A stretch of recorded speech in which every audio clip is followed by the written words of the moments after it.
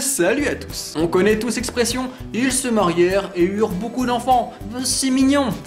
Malheureusement, il y a peu de chances que ça vous arrive si vous possédez un compte sur Netflix. Et oui, comme l'a dévoilé la plateforme de streaming à travers une enquête réalisée auprès de ses abonnés, les Français ne sont pas seulement très doués pour le téléchargement illégal, ce sont également les pros de l'infidélité.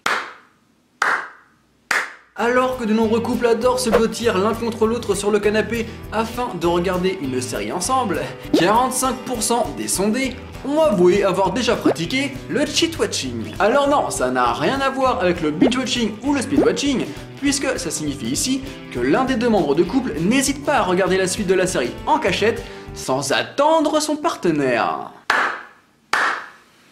Et le pire, c'est que 87% d'entre eux affirment avoir déjà cheaté leur partenaire plus de 2 fois, tandis que 63% des sondés estiment qu'ils le feraient beaucoup plus souvent s'ils étaient sûrs de ne pas se faire choper. Ah, le romantisme français, c'est beau l'amour. Et le plus drôle dans cette enquête, ce sont les excuses avancées pour expliquer cette infidélité. Ainsi, pour 58% d'entre eux, c'est tout simplement parce qu'ils ont la flemme d'attendre, en mode YOLO, c'est ta faute, hein, fallait pas te coucher aussitôt. Et pour 25%, c'est parce qu'ils ont peur de se faire spoiler ou de te larguer lors d'une pause café ou d'un repas entre amis. Une excuse totalement bidon, puisque, on le sait tous, les séries avant la vie sociale. Si t'es pas à jour, tu sors pas de chez toi et tu vas pas sur Twitter.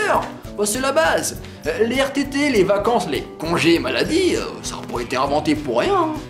Enfin, Netflix a également dévoilé les séries qui provoqueraient le plus d'infidélité. On y retrouve ainsi logiquement The Walking Dead, Daredevil et Breaking Bad, des séries plutôt intenses avec régulièrement des cliffhangers assez fous, mais on y retrouve aussi Narcos et Marseille.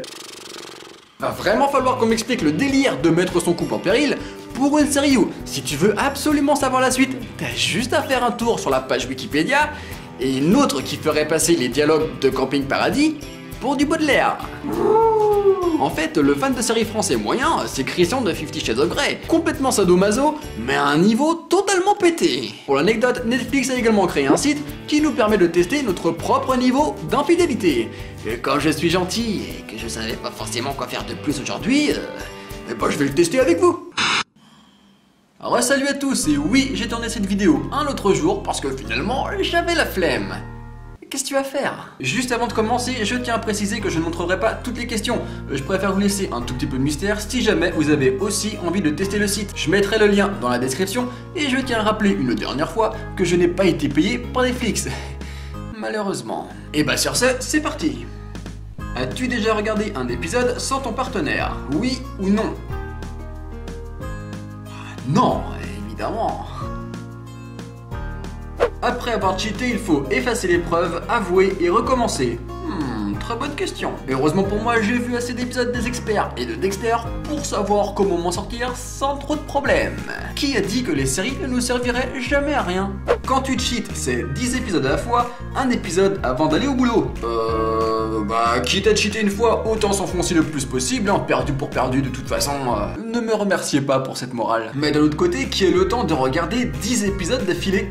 Si vous connaissez quelqu'un capable de regarder 10 épisodes de NCIS à la suite, c'est un appel au secours, faites attention. Alors, profitez d'un voyage à l'étranger pour cheater. Ce qu'il se passe à reste à ou mentir, ça coûte moins cher.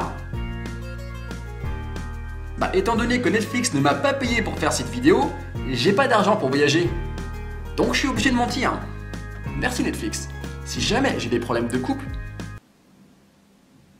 j'ai pas de répartie, donc je sais pas du tout ce que je pourrais faire, mais je serais pas content. Petit souci technique, il n'y a plus de soleil derrière moi. Je savais que j'aurais dû mettre mes lampes. Tu t'es endormi et ta moitié a fini l'épisode. Normalement c'est ta technique, tu l'unfriend et tu la bloques. Comme vous l'avez constaté, j'ai un visage que l'on pourrait qualifier de bizarre. Donc je peux pas vraiment me permettre de quitter ma copine. Alléluia! Du coup, pour en revenir au test, je pense que je vais simplement bouder comme un adulte mature. Ta moitié se réveille et te surprend. Elle n'avait qu'à pas s'endormir, t'avais déjà prévu un onglet de secours. Comme le dit si bien ma copine, toujours prévoir l'imprévisible. Pris à ton propre piège, ma chérie. Alors, c'est déjà l'heure des résultats et je suis le cheater avec préméditation. J'avoue. Et j'assume.